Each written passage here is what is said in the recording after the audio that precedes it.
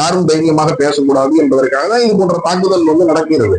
ஆனால் நம்முடைய வேலை, நம்முடைய பார்த்துக் கொண்டிருக்கக்கூடிய ஒவ்வொருவருடைய கடமை என்னன்னா, இது போன்ற தாக்குதல் வரும் பொழுது நாம் இன்னும் தைரியமாக, இன்னும் வீரியமாக நம்ம இந்த செயல்பாடுகள் முன்னெடுத்து போகணும். நாம இதை ஆவணப்படுத்தி இதை ஒரு அறிக்கையாக வெளிக்கொண்டு வந்து தொடர்ந்து இதற்கான போராட்டங்களை, சட்டவிரோத கல்குவாரிக்கு எதிரான போராட்டங்களை, மக்கள் எப்படியெல்லாம் பாதிக்கப்படுறாங்க அப்படிங்கிறத அரசாங்க பார்வைக்கு கொண்டு போய் அவர்களுடைய பிரச்சனைகளை தீர்க்கக்கூடிய வேலைகளை நாம் தொடர்ந்து முன்னெடுத்து கொண்டே இருப்போம் அப்படிங்கிறத நான் இந்த நேரத்தில் சொல்ல விரும்புகிறேன். அந்த சமூகத்தில் ஈடுபட்டதுல ஒரு 2 பேர் கட்சியிலே உறுப்பினராக இருக்காங்க செய்தி வருது.